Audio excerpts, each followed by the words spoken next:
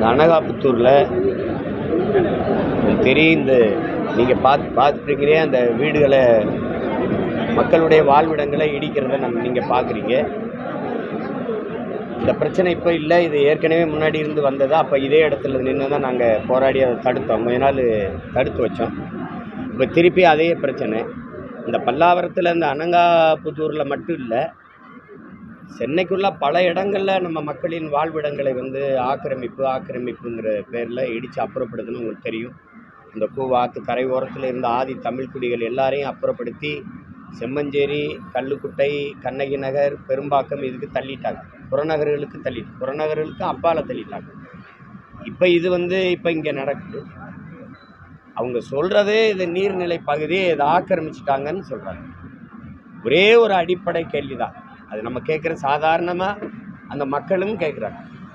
இந்த நீர்நிலை பகுதின்னு தெரியுது, அதை ஆக்கிரமித்து அந்த வீடை கட்டும்போது என்ன பண்ணி கொண்டிருந்தீர்கள்ங்கிற கேள்வி இருக்கு இல்லையா? அதை ஆக்கிரமிக்கும் போதே தடுத்திருந்தால், அவங்க கஷ்டப்பட்டு ஒரு வீடாக கட்டி அதுக்கு மின் இணைப்பு கொடுத்து, எரிவாயு இணைப்பு வாங்கி, வாக்குரிமை வாங்கி, குடும்ப அட்டை வாங்கி, அதுக்கு வரி செலுத்தி, இவர்களே சாலையெல்லாம் போட்டு கொடுத்துருக்குறாங்க. எல்லா வேலையும் செஞ்சு 60 வருஷம் வாழ்ந்துருக்குறாங்க. 3 தலைமுறையாக இங்கே வாழ்கிறோன்னு சொல்கிறாங்க ஒவ்வொருத்தரும். அப்போ திடீர்னு இதை நீங்கள் வேறு இடத்துக்கு போங்க அப்படின்னா, அவங்க குறைஞ்சபட்சம் கேட்குறது, சரி மாற்று இடம் கொடுங்க, ஒவ்வொரு சென்ட் ஒரு மாற்று இடம் கொடுத்துருங்க, நாங்களே போய் ஒரு கூரையை தற்காலிகமாக போட்டு கூட வாழ்ந்துக்கிறோம், பிறகு எங்களுக்கு வசதி வரும்போது கட்டிக்கிறோன்றாங்க. அப்படி இல்லை, நாங்கள் கொடுக்குற வீட்டில் போய் இருங்க அப்படின்னா, 10 பேர் கொண்ட குடும்பம், 12 பேர் கொண்ட குடும்பம் இவங்க கொடுக்குற வீட்டு அளவுக்குள்ளே வாழ முடியுமாங்கிறது யோசிக்கணும். அவங்க கேட்குற முதல்ல எங்கள் வாழ்விடம் இங்கே, வாழ்வாதாரம் இங்கே சார்ந்து தான் இருந்தது, எங்கள் பிள்ளைகள் இங்கே தான் படிக்கிறாங்க. இப்போ திடீர்னு ஒரே நாளில் தூக்கி வேறு இடத்துல கொண்டு போய் போட்டால் அது எப்படின்னு கேட்குறேன். இதில் மக்களினுடைய கண்ணீர்லையும் அவங்களுக்கு கவலை தோய்ந்த அந்த கதறலையும் இருக்கிற நியாயத்தை புரிஞ்சுக்கணும். இவங்க ஆகுன்னா அதிகாரத்தில் இருக்கிறவங்க நீதிமன்றத்தை காரணம் காட்டிடணும். உங்களுக்கு தெரியும், மனச்சான்று உள்ள பல பேருக்கு பல நீதிமன்றங்களே நீர்நிலையில் தான் கட்டப்பட்டிருக்கு. குறிப்பாக மதுரை உயர்நீதிமன்றம் கிளை, திருவள்ளூர் நீதிமன்றம், பல இடங்கள், பல அரசு குடியிருப்பு, பல்வர் கோட்டமே, இதெல்லாம் ஆக்கிரமிப்பு இடின்னு சொல்கிறீங்களே. கடற்கரையில் 4 சமாதி இருக்குது, அதை யார் இடிக்கிறது? அதை ஆக்கிரமிப்பா இல்லையா? மனச்சான்று உள்ள யாராவது சொல். ஒவ்வொருத்தரும் 2 ஏக்கரை ஆக்கிரமிச்சுருக்கீங்களே. கடற்கரை தானே, எப்படி கல்லறையாச்சு? யாரும் கேட்கலையே, யாருமே கேட்கலையே. உலகத்தின் தலை சிறந்த 2வது புகழ்பெற்ற கடற்கரை, ஆஸ்திரேலியாவுக்கு பிறகு சென்னை மெரினா கடற்கரை, அது எப்படி சில பேருக்கு கல்லறையாச்சு? அதை யாரும் கேட்கல. பல அரச குடியிருப்புகளே நீர்நிலை ஆக்கிரமிச்சு தான் கட்டப்பட்டிருக்கு. MMDA காலனி மாதிரி பல இடங்கள் வேணா வாங்க காட்டுறேன். பெரும் முதலாளிகள், காசாக்கிராண்டு மாதிரி முதலாளிகள்லாம் ஆக்கிரமிச்சு, நீர்நிலையில் ஆக்கிரமிச்சு தான் கட்டியிருக்காங்க. பல கல்லூரிகள், பல பல்கலைக்கழகங்கள் எல்லாம் அப்படி தான் கட்டியிருக்கு. அங்கெல்லாம் தொடலை. ஒரு ஏழை எளிய மக்கள்னால் அவங்களுக்கு குரல் இல்லை, அதிகார வலிமை இல்லை, அரசியல் இல்லை, அதிகார ஆதரவு இல்லைன்னு கை வச்சு தூக்கி எடுத்து போட்டு. இதுதான் எங்கள் மூதாதை அல்லல் பற்று ஆற்றாது அழுத கண்ணீர் என்றோ செல்வத்தை தேய்க்கும் படைங்கிறான். உலகத்திலேயே வலிமையான கூர்மையான ஆயுதம் ஏழை மக்களின் கண்ணீருங்கிறான். கண்ணீர் தான் உலகத்திலே கூர்மையான ஆயுதம்ங்கிறான். அதுவும் ஏழை எளிய மக்கள், குறிப்பாக பெண்கள் கதறிய வடிக்கிற அந்த கண்ணீர் தான் மிக கூர்மையான ஆயுதம். அதை கவனத்தில் வச்சுக்கிட்டு ஆட்சியாளர்கள் செய்யணும். சும்மா வாக்கு வாங்கும்போது ஒன்று பேசி வாங்குறது, அப்போல்லாம் இந்த ஆக்கிரமிப்பு ஒரு அடிப்படை. அப்போ உள்ள அதிகாரிகள் தவறு பண்ணிட்டாங்கங்கிறாங்க. நீங்கள் பட்டா கொடுத்துருக்குறீங்க, குடிமனை உரிமை கொடுத்துருக்குறீங்க, பிறகு ஏன் இடிக்க வர்றீங்கன்னா, அன்னைக்கு இருந்த அதிகாரி அரசு தப்பண்ணிருச்சுன்னு, மக்கள் தப்பண்ணிட்டாங்கன்னு இடிக்கிறீங்க, அரசாங்கம் தப்பண்ணிருச்சு, அதை என்ன பண்ணலாம்? நீதிமன்றம் சொல்லிடுச்சுங்கிறீங்க. நீதிமன்றம் தான் சொல்லிச்சு எங்களுக்கு காவிரியில் தண்ணி கொடுக்க சொல்லி. நீதிமன்றம் தான் சொல்லுது முல்லை பெரியாற்று நதிநீர் அணை, அந்த அணை உறுதியாக இருக்குது, இடிக்க வேணாம்னு. நீதிமன்றம் சொல்லுது நீட்டை எழுதுங்கன்னு. கேட்டுட்டு இருந்துட்டீங்களா? இல்லை நீட்டை நாங்கள் நீக்குவோம், அது ஏன் சொல்கிறீங்க? இல்லை நீதிமன்றம் சொல்லிடுச்சு, ஒன்றும் செய்ய முடியாது, அப்படி சொல்ல. நீங்கள் அப்படி சொல்லையா?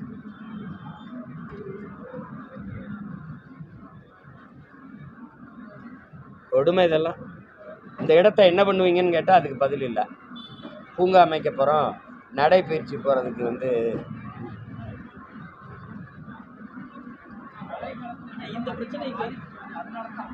இந்த ஒரு இடம் தானே. கூவம்ங்கிறது நதியா சாக்கடை காவாயா? கூவம்ங்கிறது நன்னீர் ஓடுகிற நதியா அல்லது சாக்கடை? கழிவு நீர் ஓடுற காவாயா அது நன்னீர் ஓடுற நதியா? கழிவு நீர் ஓடுற சாக்கடையா அந்த காவாயா மாற்றின மகத்தான பெருமக்கள் யார்? எந்த இடமே நீங்கள் என்னோட வாகனத்தில் பயணிக்கிறீங்களா? எந்தெந்த இடங்களை ஆக்கிரமிச்சு இதே ஆறு எந்தெந்த இடங்களை ஆக்கிரமிச்சு யார் கட்டியிருக்கேன் நான் காட்டுட்டா எங்கூட வர்றீங்களா? அதெல்லாம் ஏன் தொடலை? ஏன்னா அவனுக்கு அரசியல் வலிமை அதிகார ஆதரவு இருக்குது, அதனால தொட மாட்டேங்கிறான். இவன் எளிய மக்கள், வெறும் வாட்டர்ஸ், அவ்வளோதானே.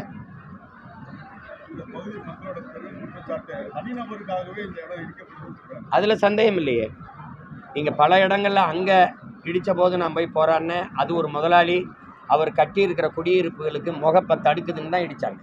இங்கேயும் காசாக்கிறாண்ட மாதிரி பெரிய பெரிய முதலாளிகள் கட்டியிருக்கிறதுக்கு இது தொல்லையாக இருக்குது, அதான் இடிக்கிறாங்க. அவ்வளவு நீர்நிலைகளை பாதுகாக்கிற பெருமக்கள் யாராவது மனச்சான்றோட சொல்ல பார்ப்போம்.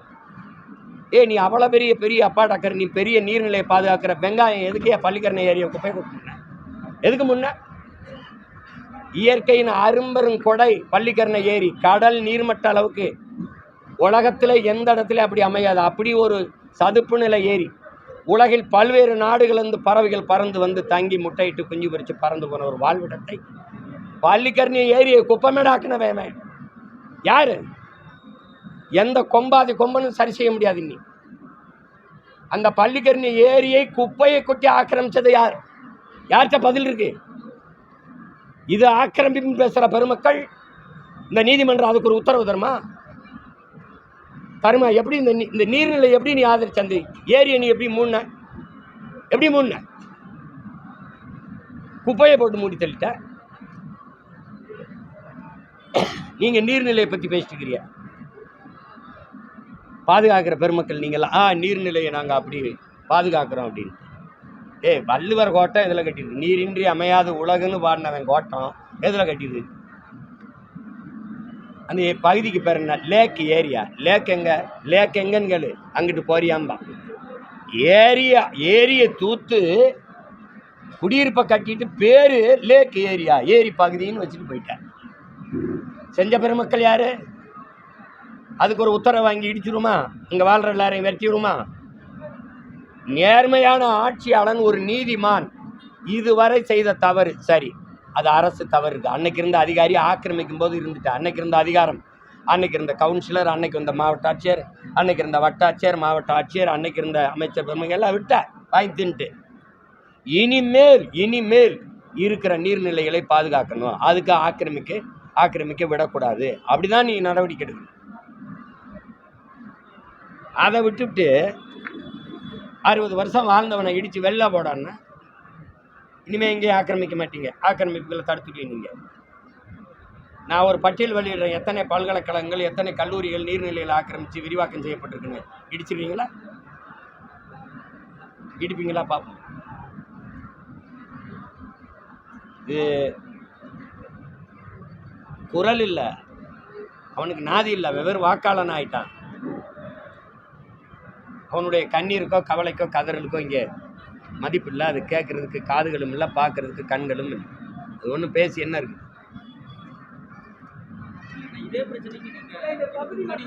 ஆமாம், இதுக்கு முன்னாடி வந்து போராடி தடுத்து இவ்வளோ நாள் நீட்டிச்சு வச்சோம். இப்போ திடீர்னு நான் வந்து எங்கள் அப்பாவோட நினைவுக்கு போயிட்டேன். அப்புறம் மே 18 கூட்டம் அந்த அதிலே நான் வந்து ஒரு வாரம் வெளியூர்லேயே பயணம் பண்ணிட்டேன். அது சென்னையிலேருந்து இங்கே வந்து படுத்திருப்பேன். சென்னையில் இருந்திருந்தேன்னா இங்கே வந்துருந்தேன். இடி பார்ப்போம்.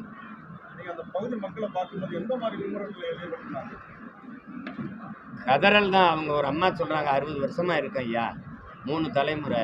என் பிள்ளைக்கு போன மாதம் கல்யாணம் பண்ணி கர்ப்பமாக இருக்கா. இப்போ எடுத்துகிட்டு போய் நாங்கள் 10 பேர் இருக்க வீட்டுக்கு 10 பேருக்கு வாடகை கொடுப்பான். சின்ன வீடு 1 லட்ச ரூபா இருக்கிறாங்க, 10,000 வாடகை இருக்கிறாங்க. நாங்கள் எங்கே போய் கொடுக்குறதுன்றோம். நாங்கள் சிறுக குருவி சேர்த்த மாதிரி சேர்த்து இந்த இடத்துல ஒரு வீடை கட்டிட்டோம். இப்போ இது இடிச்சுட்டா இதே மாதிரி 50-60 லட்சம் போட்டு வேறு இடத்துல வீடு கட்டுறதுக்கு காசு இல்லை.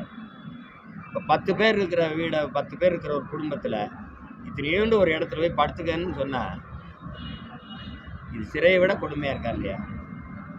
அவங்க கதறலை எந்த மொழியில் நான் மொழிபெயர்த்து உங்களுக்கு சொல்கிறது சொல்லுங்கள். கண்ணீருக்கு ஏது மொழி? இது ஒன்றும் இந்த கொடுமையை ஒழிக்கணும். அது அவங்களுக்கு அதை பற்றி என்ன பிரச்சனை இருக்குது? இடி ரைட்லேருந்து தப்பிக்கிறதுக்கு டெல்லி போக, அதை பார்க்க, பேச, அதுக்கு தான் நேரம் இருக்குது. இதுக்கா நேரம் இருக்குது? நீர்நிலையை பாதுகாக்கணும்னு பேசுகிற பெருமக்கள், அறிவார்ந்த சான்றோர்கள், மண்ணை மக்களை சுற்றுச்சூழலை எல்லாம் நேசிக்கிற பெருமக்கள், இயற்கையின் ஆர்வலர்கள், நீங்கள் எல்லாம் கவனிங்க. அரை எங்கெல்லாம் ஆற்று மணல் உருவாக 100 ஆண்டு ஆகுங்கிறது அறிவியல், புவியியல் எல்லாம் தான் சொல்லுது. இயற்கை எல்லாமே அதான் சொல்லுது. 30 அடி 40 அடி மண் வெட்டிக்கிட்டால்னதே குற்றம்னு சொன்ன நாடு இரும்பு கை கொண்டு 30 அடி 40 அடி அள்ளி தனியாக குளம் வெட்டுறா, ஏரி வெட்டுறான்னா ஆற்றுக்குள்ளே வெட்டின பெருமக்கள் இவங்க தான். ஒரு மண்ணு கூட எல்லாம் அள்ளி திண்டு 32 ஆறையும் கொலை செஞ்சது இந்த பெருமக்கள் தான். அதெல்லாம் நீர்நிலையை பராமரிக்கிறது வருதா? என்னோட வாங்க வைகை, என் ஊரில் தான் ஓடுது பரமுக்குள்ள. அந்த வைகை ஆற்றில் அவ்வளவு மணல், ஓடுகால்னு ஒரு வாய்க்கா போடுவோம், சின்னதாக வருது, மண் வெட்டிக்கிட்ட இழுத்து அதில் 1,000 ரூபா கொடுத்து குளிச்சுட்டு போவோம் நாங்கள்லாம். இன்றைக்கி எங்கள் ஆற்றுல மண் இல்லை, கருவ மண்டி கிடக்குது. எல்லா அந்த நகரங்களின் கழிவுநீரும் ஓடுற காவாயாக மாறிடுச்சு வைகை. இன்றைக்கி தாமிரபரணி அதுக்கு சாய கழிவு, எல்லா ஆலை கழிவும் கொட்டுறது ஒரு கழிவு ஏரியா, ஒரு காவாயாக மாறிடுச்சு. இதெல்லாம் நீர்நிலை பராமரிப்பில் வருதா? மலைகளெல்லாம் கல்குவாரியாக வெட்டி ஏற்றிட்டு போறீங்கள. மழை இல்லைன்னா மழை பெற முடியாது, மழை இல்லாத நிலம் பாலைவனம் ஆயிரும்னு தெரியாத நீங்கள் நீர்நிலையை பற்றி பேசுகிறீங்க. ஆறு எங்கேருந்து வருது? ஆறை பிரசவிக்கிற தாய் எது? பூமி தாயின் மலை மார்பிலிருந்து அருவி வருது, அருவி தான் ஆறை உருவாக்குது. ஆறை பற்றி பேசுகிறா, மலையை நொறுக்கி கல்குவாரி ஆக்கிட்டு நீ பூமி தாயின் மலை மார்பை அறுத்து காசாக்குற நீ நீர்நிலையை பராமரிக்கிறத பற்றி பேசுகிறீங்க. நீங்கள் குவாரி ஓனர்ஸு க்ரஷர் வச்சுருக்கிறாரு, 500 டிப்பர் ஓடுது. நீங்கள்லாம் இந்த நாட்டில் பெரும் முதலாளிகள், செல்வந்தர்கள், சமூக செல்வாக்கு பெற்ற மாமனிதர்கள். நீரை பற்றி பேச உங்களுக்கு என்ன இருக்குது? 950 டிஎம்சி மழை, மில்லிமீட்டர் மழை பெய்யுது. 4000 டிஎம்சி, 4000 டிஎம்சி. எங்கே அந்த நீர்? 150 டிஎம்சிக்கு கர்நாடகாவில் மண்டிட்டு கை கட்டி நிற்க வேண்டியது இருக்குது, கையேந்தி நிற்க வேண்டியது இருக்குது. ஒரு சொட்டு தண்ணீர் தேங்க வழி இல்லாமல் கொண்டு அடுத்த நொடி கடலில் விட்டுட்டு கடல் நீரை சுத்திகரிக்கன்னு பேசுகிற அறிவாளிகள்கிட்ட நாட்டை கொடுத்துட்டா. நீ கடல் நீரை சுத்திகரிக்க 50,000 கோடி, 50,000 கோடிக்கு கணக்கில்லாத ஏரி குளங்களை வெட்டியிருந்தா எவ்வளவு நீர்த்தேக்கம் உருவாக்கியிருக்க? 50,000 கோடிக்கு. ஆட்சி செய்கிற லட்சணம் உட்காந்துக்கிட்டு நான் நீர்நிலையை மக்கள் இந்த வீடு கட்டி வாழ்கிற இந்த இடத்துல அனங்காபுத்தூரில் எடுத்துட்டு அப்படியே நீர்நிலையை பாதுகாக்கிறார், பாதுகாவலர்னு பட்டம் வாங்கிட்டு போகிறது.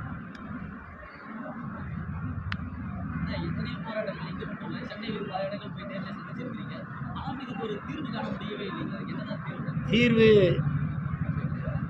அதிகாரம்ங்கிறது அரக்க குணமும் இரக்கமற்ற மனமும் கொண்டதுங்கிறான்.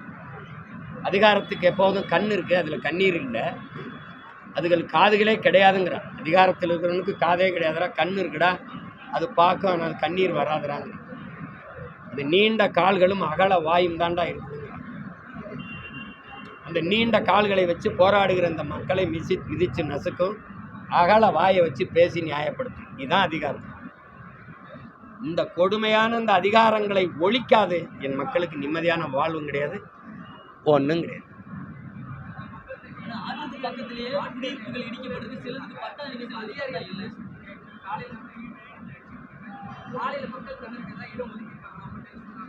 இடம் ஒதுக்கல.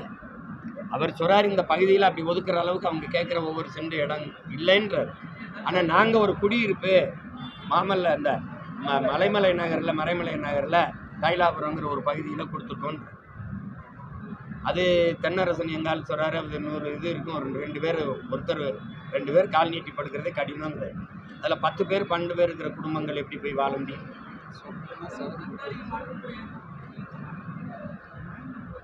அது இதயம் இருக்கிறவர்கள், மனச்சான்று இருக்கிறவர்கள் ஆட்சியில் தான் அதை யோசிப்பாங்க. மக்களை பத்திரமாக வாழ்விடம். பெருந்தலைவர் காமராஜர் வகை அணையை கட்டும்போது 20 கிராமத்தை காலி பண்ணுறாங்க. அது நம்ம ஐயா கவிப்பேரரசு, முத்தமிழ் பேரறிஞர் வீடுகளும் அந்த 2 இடங்களும் காலியாச்சு. மாற்று இடம் கொடுத்துட்டு அப்புறம்தான் அதை செஞ்சேன். ஆனால் அவன் தலைவன், அவன் ஆட்சியாளன், அதனால நடக்குது. இங்கே அப்படி இல்லையே, இங்கே அப்படி இல்லையே.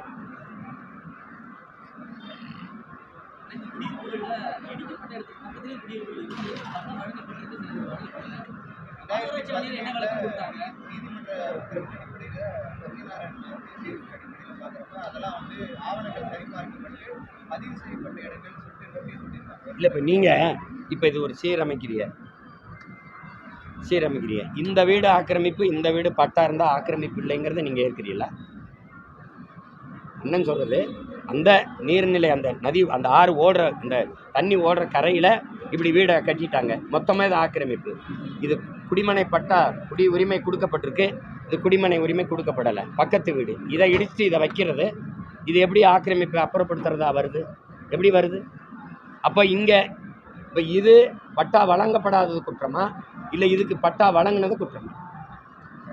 அப்போ இந்த கேள்விக்கு யார்கிட்ட பதில் இருக்கு? அதிகாரி தரப்புல வந்து சர்வே நம்பர் மாறுது, ஒரு கோர்ட்ல தான் சர்வே நம்பர் மாறுன்றாங்க. 136, 137, 138 சர்வே நம்பர் இருந்துச்சு. பக்கத்துல நிறைய பொருட்கள் அதுல சர்வே நம்பர் நதி நீர் ஓடுகிற, அவங்க சொல்கிறாங்களா, அந்த நீர் ஓடுற அந்த காவாய், அந்த வாய்க்கால், அந்த நதி, அந்த அதில் இந்த சர்வே இது ஆக்கிரமிப்பா இல்லையா? இந்த சர்வே ஆக்கிரமிப்பு இல்லை, இந்த சர்வே என்ன ஆக்கிரமிப்பு, அப்படி வருதா?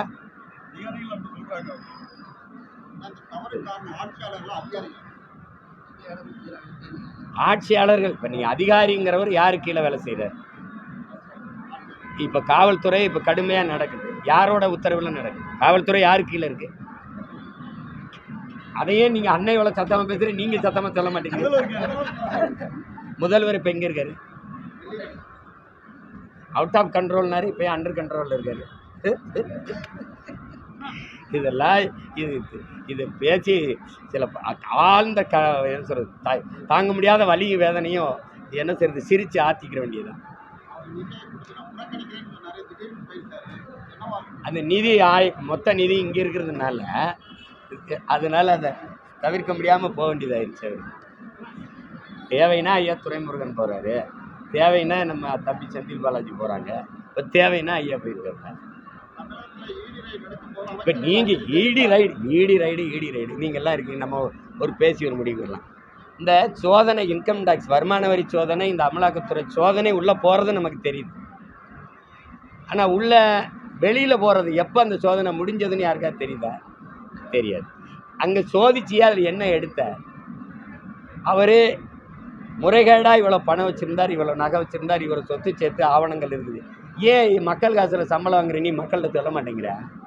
உனக்கு என்ன பிரச்சனை? நீ ரைடு போன, நீ வருமான வரி சோதனை போன முறைகேடாக ஒரு 1000 கோடி வச்சுருந்தாப்புல, இந்த எடுத்தேன் கொண்டு போகிறோம், என்கிட்ட என்கிட்ட சொல்லு. நீ பாட்டுக்குள்ளே போகிறா, உள்ளே போகிறத சொல்லிட்டு போகிறா, அப்புறம் எப்போ போகிறா திருப்பின்னு தெரிய மாட்டேது, என்ன பண்ணுறான்னு தெரிய மாட்டேது. டாஸ்மார்க்கில் வந்து 1 லட்சம் கோடி நீங்கள், ஒரு வாரம் கழிச்சு வெறும் 1000 கோடி நீங்கள், அதுக்காக நடவடிக்கை இருக்கா? சந்திரசேகர ராவ் மகளை இதே இதே டாஸ்மார்க் இதே அராக் இதில் தான் கைது பண்ணீங்க. அரவிந்த் கெஜ்ரிவால் பதவியே காலி பண்ணீங்க, அவரை கைது பண்ணி உள்ளே போட்டீங்க. இதே சாராயம் தான். ஜார்க்கண்ட் முக்தி மோர்ச்சா முதல்வரை இதே ஊழலில் தான் கைது பண்ணீங்க. ஏன் இங்கே ஒன்றும் நடவடிக்கை இல்லை? ஏன் இல்லை? டாஸ்மார்க் அந்தவுடைய ஆட்சியர் விசாரணை வீட்டில் குடும்பத்தையே கூட்டிக் கொண்டு விசாரிக்கிறீல்ல, இவங்க குடும்பங்களில் ஒருத்தரை கூட கூட்டிக் கொண்டு விசாரிக்கலையே. என்ன புரிதல்? நீங்கள் யோசிச்சு பாருங்கள். பாகிஸ்தான் மீது இந்தியா தொடுத்த போரை ஆதரித்து 2 முதலமைச்சர் தான் பேரணி நடத்தியிருக்காங்க. ஒன்று டெல்லி முதலமைச்சர் பிஜேபி முதலமைச்சர், இன்னொன்று தமிழ்நாட்டின் முதலமைச்சர் திராவிட மாடல் 2.0 முதலமைச்சர். 2 பேர் தான் பேரணி நடத்திருக்காங்க கொடியை பிடிச்சே. ஆனால் அவங்க எல்லாரும் சொல்கிறது மற்றவனையெல்லாம் பிஜேபி பிடிவிங்க. இத்தனை பிஜேபியோட கூட்டணி வச்சுருக்க ஐயா சந்திரபாபு நாயுடு கூட போகல, நிதிஷ்குமார் கூட போகல. இப்போ இந்த போரை நியாயப்படுத்தி பேசுகிறதுக்கு உலக நாடுகளுக்கு போக ஒரு 7 பேர் கொண்ட குழு. அதில் பிஜேபி ஏடிஎம்கேயோட அதிமுகவோட கூட்டணி, அதில் 2 பாராளுமன்ற உறுப்பினர், ஒன்று ஐயா தம்பிதுரை, இன்னொரு சிவி சண்முகம்னு ஐயா. இந்த 2 பேரில் ஒருத்தருக்கு அந்த குழுவில் இடம் இல்லை. கூட்டணியே வைக்காத திமுக இருக்க அம்மையார் கனிமொழிக்கு அந்த குழுவில் இடம் இருக்குது. இப்போ யார் உண்மையிலே கூட்டணி? என்ன அமைதியாயிட்டியா? கேட்குறதுக்கு பதில் சொல்லுங்க. 7 பேர் கொண்ட குழுவில் போரை நியாயப்படுத்தி பேச, அந்த பேசுகிற இடத்துல தீவிரவாதி எப்படி உள்ளே விட்டீங்க? அவன் எப்படி உள்ளே வந்தது தெரியல. அரை மணி நேரம் 1 மணி நேரத்துக்கு முன்னாடி அத்தனை பேரையும் சுட்டு கொண்டுட்டு போனான்ல, சுட்டவனை டாப்புன்னு ஏன் சுற்றி வளைச்சி அவனை கைது பண்ணல? வந்ததும் தெரியல, போனதும் தெரியல, செத்தது மட்டும்தான் தெரியுது. அது எப்படி? அதுக்கும் விளக்கம் சொல்லணும்ல, நியாயப்படுத்தணும்ல. நீங்கள் இந்த பாகிஸ்தான் மேலே இந்தியா தொடுத்த போரை நியாயப்படுத்திட்டு வாங்க. என் நாடு என்னத்துக்கு எந்த நாட்டில் போய் இந்த போரை நியாயப்படுத்தி பேச வேண்டிய தேவை எதுக்கு வருது? நான் எந்த நாட்டில் போய் நியாயப்படுத்தணும்? என் நாட்டோட பாதுகாப்பு நான் போர் தொடுத்தேன். அதை சொல்கிறதுக்கு எந்த நாட்டில் விளக்களிக்கணும்? விளக்கமளிக்கிற நீங்கள் மணிப்பூர் கலவரம் ஏன் நடந்ததுன்னு ஒரு விளக்கணுங்க. அதை நியாயப்படுத்தி பேசிட்டு வாங்க. அதையும் பேசுவீங்களா? குஜராத் கலவரத்தை பேசுவீங்களா? இதில் 26 பேர் தான் கொல்லப்பட்டிருக்கான். அதில் பல்லாயிரக்கணக்கான மக்கள் கொல்லப்பட்டான். அதை பேசுவீங்களா? ஏன்னா நீங்கள் குஜராத் கலவரத்தை நியாயப்படுத்தி பேசின பெருமக்கள் தான் திமுகவில் இருக்கிற தலைவர்கள்.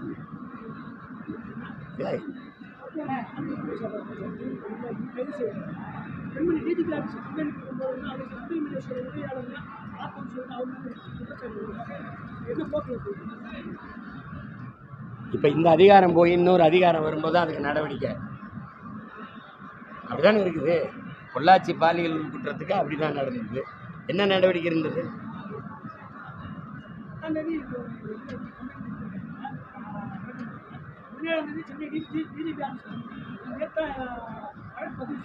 அந்த கட்சியில் வாடகை வாய்கள் நிறைய இருக்குது.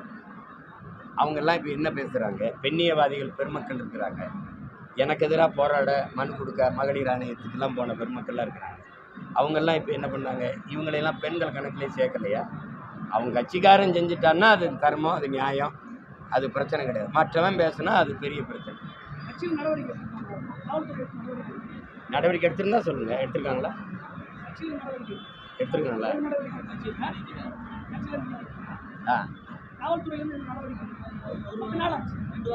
கட்சி அவருது, ஆட்சி யாருது? கட்சி அவருது, நீக்கிட்டாரு. ஆட்சி யாருது? ஆட்சி யாருது சொல்லுங்க. அவரு தானே, ஐயாவுடைய தானே. ஏன் நடவடிக்கை எடுக்கல? ஏன் நடவடிக்கை எடுக்கல?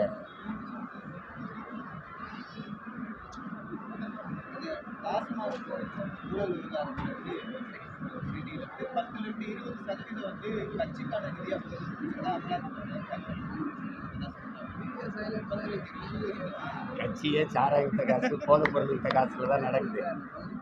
ஆட்சி அதில் தான் நடக்குது. இதை போய் என்ன பேசுறதுக்கு இருக்கு? அதுக்கு என்ன நடவடிக்கை எடுக்க போகுது அமலாக்கத்துறைங்கிறதான் கேள்விப்பா. அதுதான் தெரிஞ்சிருச்சா? அதுக்கு என்ன ரியாக்ஷன் என்ன, ஆக்ஷன் என்ன?